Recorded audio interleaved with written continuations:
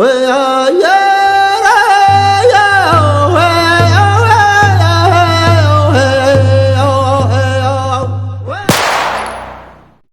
Kayenta mine on the Navajo reservation produces 7.5 million tons of coal annually. The coal is transported to the Navajo Generating Station, or NGS, 78 miles away. With a generating capacity of 2,250 megawatts, it is the largest coal-fired power plant in the western U.S. By leasing the land beneath the Kayenta mine to Peabody Energy, the world's largest coal company, the Navajo Nation collects an annual receipt of $600,000. The Navajo Nation also recently purchased the Navajo mine in 2014, which fuels the Four Corners power plant, a massive 2,040 megawatt plant. Electricity generated from the two stations power homes in the Four Corners region and supplies power to the Central Arizona Project, a 336-mile aqueduct which drains the Colorado River to supply water across Arizona. Government officials confirm that coal will continue to occupy a large portion of the nation's economy going into the future. The Navajo Nation's immense investments in coal has caused criticism. How will the nation's continued dependence on a bankrupting market help solve socioeconomic issues? The environmental organization Climate Justice Alliance argues that the Navajo Nation continues to perpetuate the reality of raising carbon dioxide levels, greater air pollution, and various health ailments. Coal burned at Navajo Generating Station generates nearly 6.5 million tons of carbon annually as fly ash and carbon dioxide. The Four Corners power plant is the largest emitter of nitrous oxide in the country, particles that cause long-term respiratory illnesses and have had considerable health effects on Navajo citizens.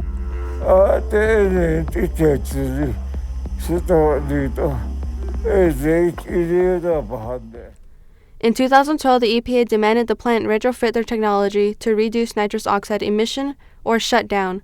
But can the Navajo Nation cut their dependency on the fossil fuel? In June 2015, the Navajo Hopi Land Commission announced a new renewable energy project, the Paragon-Bisti Solar Ranch. The Finnish venture would develop roughly 9 million solar PV panels across 10,000 acres and produce up to 2,100 megawatts of electricity at peak capacity. At first glance, the project seems like a viable path, nearly matching the electricity output of the Navajo Generating Station. However, a closer look raises concerns of the project's efficiency and economic realities. Solar PV has a much lower capacity factor than coal-fired power plants, averaging an electricity output of 30% of its peak power. Coal power plants generally have a 60% capacity factor. For Paragon-Bisti, this means that on average, only 630 megawatts of electricity would be generated, not 2,100 megawatts. To completely replace electricity produced from NGS with solar power, the Paragon-Bisti Ranch would have to be twice the size of its current proposal. Electrical storage might become a concern if the ranch grew much larger, although at its proposed size, the grid could compensate for intermittencies in the power supply.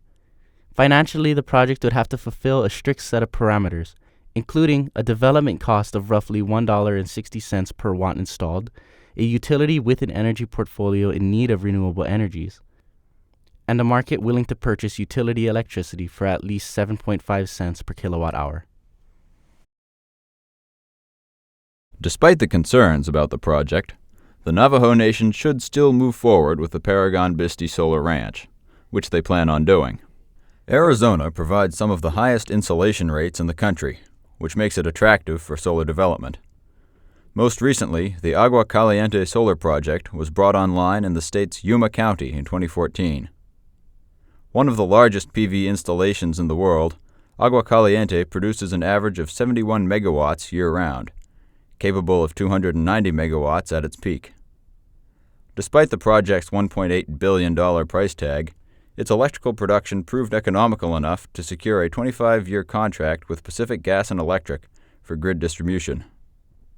The success of this project suggests that large-scale PV installations in the Southwest can be economically viable. In September 2015, the Navajo Hopi Land Commission decided to move forward with pre-construction plans on one of the Paragon-Bisti sites.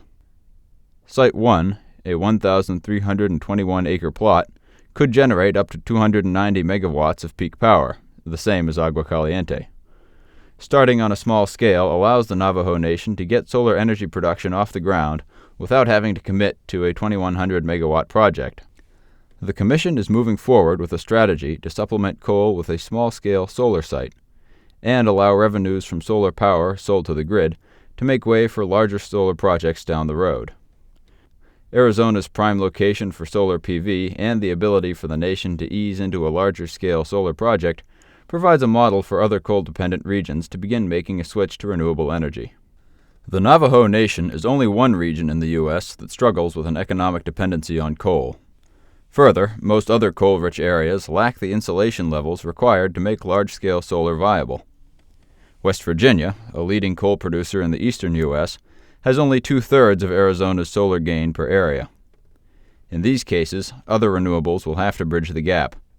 In West Virginia, for example, the Appalachian Mountains make wind power viable in the eastern portion of the state. The geographical diversity of different coal mining areas makes it difficult to generalize alternative energy solutions from one area to another. If renewables are going to eventually replace coal in electrical production, different strategies will have to be tailored to each location affected by the transition, based on the area's available resources. The Paragon Ranch's use of solar is a good example of this practice. Further, instead of seeking to immediately replace the existing coal infrastructure, the ranch would bring solar energy online in several phases.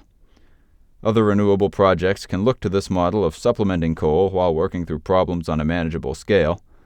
Eventually, enough electrical capacity may be available to replace coal plants when they become obsolete.